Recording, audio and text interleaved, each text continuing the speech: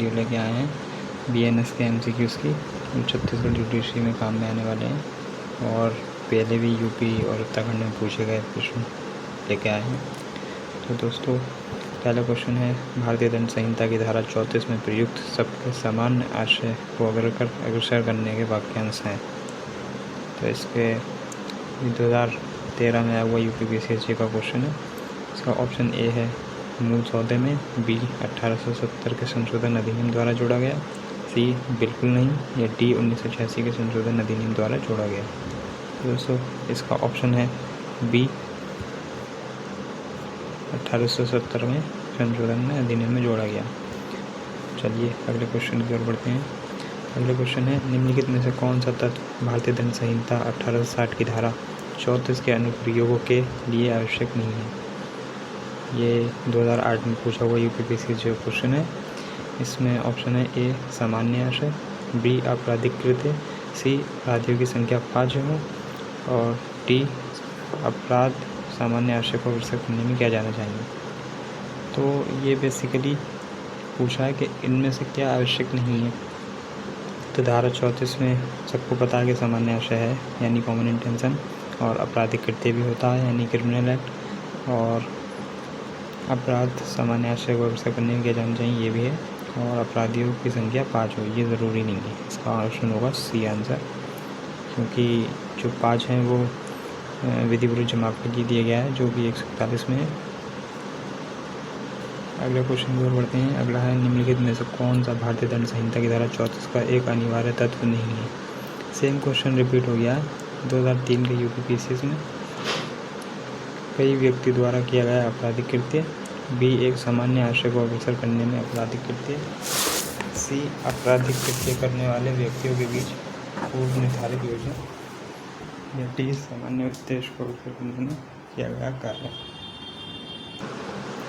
तो question number 3 का option होगा डी सामान्य उद्देश्य को अग्रसर करने के लिए किया गया कार्य। ये आवश्यक तत्व नहीं है, ये धारा 149 का आवश्यक तत्व है जो IPC में है। तो इसका ऑप्शन होगा डी। अगले क्वेश्चन की ओर बढ़ते हैं। सामान्य आशय का अर्थ है। तो सामान्य आशय का बेसिकली ये APO में पूछा गया 2002 का क्वेश्चन है, और हिमाचल प्रदेश जुडिशरी में 2009 में पूछा गया था।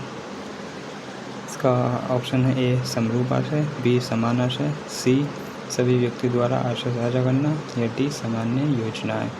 तो क्वेश्चन नंबर 4 का ऑप्शन है सी सभी व्यक्ति द्वारा सामान्य आशय साझा करना। क्वेश्चन नंबर 5 की ओर चलते हैं। तो निम्नलिखित में से किस मामले में सामान्य आशय और सामान्य आशय के बीच, मतलब सामान्य आशय और समान आशय के बीच अंतर बताया गया है। तो इसका ऑप्शन आपके पास ए बारेंद्र कुमार घोष बनाम एम्परर, ऑप्शन बी महबूब शाह बनाम किंग एम्परर, सी राम प्रसाद बनाम उत्तर प्रदेश राज्य, या डी JM देसाई बनाम बम्बई राज्य। दोस्तों, इसका उत्तर होगा बी महबूब शाह बनाम किंग एम्परर। इसी वाद में सामान्य आशय और समान आशय के बीच अंतर बताया गया था। चलते हैं अगले क्वेश्चन की ओर। क्वेश्चन नंबर 6 ये बात करता है, भारतीय न्याय संहिता के तहत व्यक्ति के रूप में परिभाषित किया गया है।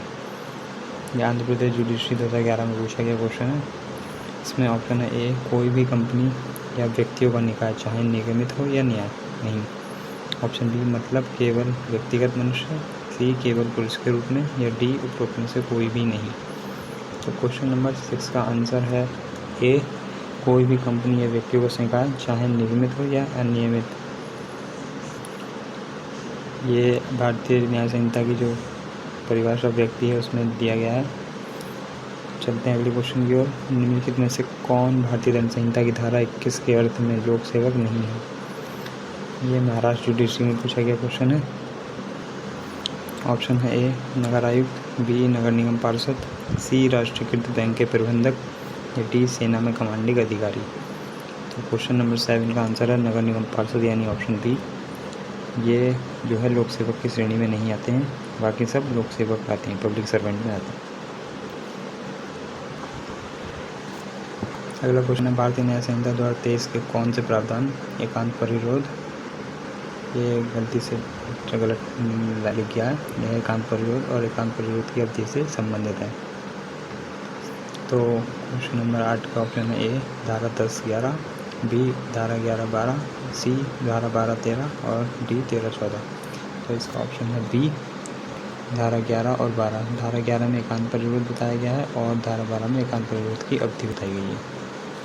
अगले क्वेश्चन की ओर चलते हैं। अगला क्वेश्चन नंबर 9, भारतीय न्याय संहिता की धारा 11 के अंतर्गत प्रदान की गई एकांत परिरोध की अधिकतम अवधि क्या है? क्वेश्चन नंबर 9 का ऑप्शन है ए 1 माह, बी 3 मास, सी 2 मास या डी 6 मास। तो क्वेश्चन नंबर 9 का आंसर है सी 2 मास। एकांत परिरोध की अधिकतम अवधि जो है 2 मास बताई गई है। यहाँ पर अगले क्वेश्चन की ओर बढ़ते हैं। क्वेश्चन नंबर 10, भारतीय न्याय संहिता के तहत मृत्युदंड के लघुकरण की शक्ति निहित है। तो ऑप्शन है आपके सामने ए भारत के राष्ट्रपति में, बी समूची सरकार में, सी राज्य का राज्यपाल और डी उपयुक्त में से सभी।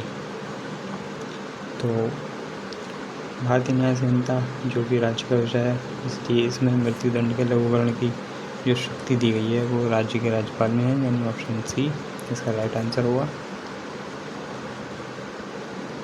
चलते हैं अगले क्वेश्चन की ओर।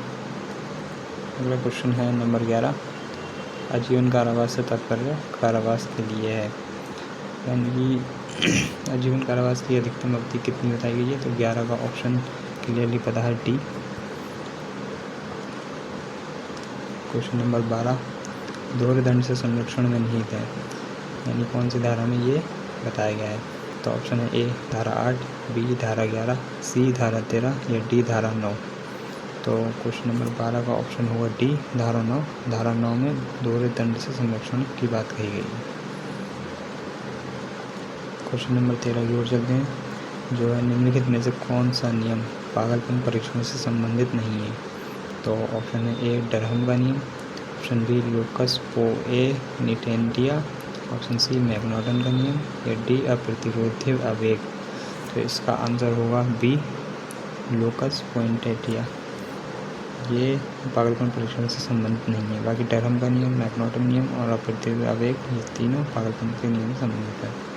तो क्वेश्चन नंबर 14 पे आते हैं। इसमें कहता है ए एक न्यायालय के अधिकारी को न्यायालय द्वारा बी की गिरफ्तारी को निष्पादित करने का आदेश दिया जाता है, परंतु वह सद्भावनापूर्वक सी को बी समझ लेता है और सी को गिरफ्तार कर लेता है।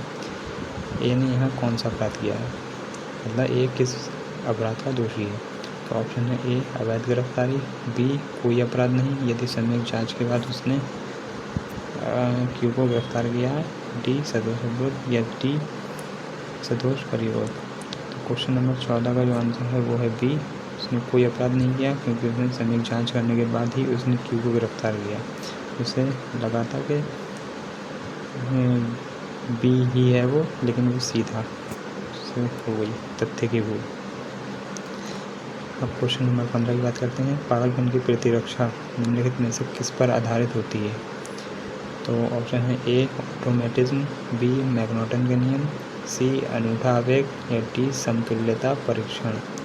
तो पागलपन के नियम जैसे कि ऊपर क्वेश्चन आया था तो उसमें मैकनॉटन के नियम की भी बात की गई है, तो इसका राइट आंसर है 15 का बी, मैकनॉटन का नियम पागलपन से प्रतिरक्षा में संबंधित आधारित है। चलते हैं अगले क्वेश्चन की ओर। क्वेश्चन नंबर 16, भारतीय न्याय संहिता की धारा 22 के तहत पागलपन की प्रतिरक्षा के लिए आवश्यक है कि विकृत चित्ता निम्नलिखित में से किस समय होनी चाहिए?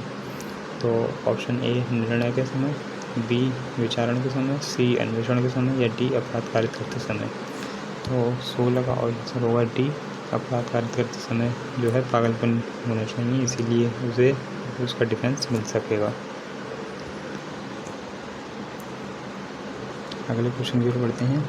क्वेश्चन नंबर 17, जब किसी व्यक्ति को मृत्यु के भय में डालकर अपराध कराया जाता है तो ये है। ऑप्शन ए मेंसरिया नहीं, option B mens rea, option C कोई अपराध नहीं, डी ना तो मेंसरिया और ना ही अपराध। तो क्वेश्चन नंबर 17 का जो आंसर होगा वो डी होगा, ना तो कोई मेंसरिया है और ना ही अपराध है, क्योंकि उस व्यक्ति ने भय का अपराध नहीं किया। लेकिन जो भय में डालना वो तो दुष्पीड़न का रहना अपराध था, वो होगा ना कि करने वाला व्यक्ति। क्वेश्चन नंबर 18, ए बी को सी की हत्या करने के लिए उकसाता है, बी ऐसा करने से इनकार कर देता है, ए दोषी है। तो इसके ऑप्शन है ए कोई अपराध नहीं, बी हत्या करने का दुष्प्रेरण, सी आपराधिक षड्यंत्र, या डी सदोष मानववध का दुष्प्रेरण जो हत्या नहीं है। मतलब इसमें हत्या के लिए उकसा रहा है तो सीधी सीधी हत्या करने का दुष्प्रेरण का दोषी होगा, तो इसका ऑप्शन होगा बी 18 का। अगले क्वेश्चन की ओर चलते हैं, किसी अपराध का दुष्प्रेरण है, तो ऑप्शन है आपके ए हमेशा एक अपराध, बी कभी अपराध नहीं, सी परिस्थितियों के आधार पर अपराध हो सकता है लेकिन हमेशा नहीं, डी मामले की परिस्थितियों के आधार पर अपराध नहीं हो सकता। तो 19 का ए दुष्प्रेरण हमेशा एक अपराध होता है, जो इसका आंसर होगा ए। क्वेश्चन नंबर 20 की बात करें तो एक सहमति आपराधिक षड्यंत्र कहलाती है यदि दो या अधिक व्यक्ति एक अवैध कार्य करने के लिए सहमत होते हैं। दूसरा है ऐसे समझौते के अनुसरण में सभी पक्षकारों द्वारा कुछ अवैध कार्य किए जाते हैं। ऑप्शन सी है कोई भी अवैध कार्य ऐसे समझौते के कम से कम एक पक्षकार द्वारा किया जाता है, या ऑप्शन डी उपरोक्त में से कोई नहीं। तो क्वेश्चन नंबर 20 का आंसर है ए दो या अधिक व्यक्ति एक अवैध कार्य करने के लिए सहमत होते हैं, तो ये आपराधिक षड्यंत्र होता है।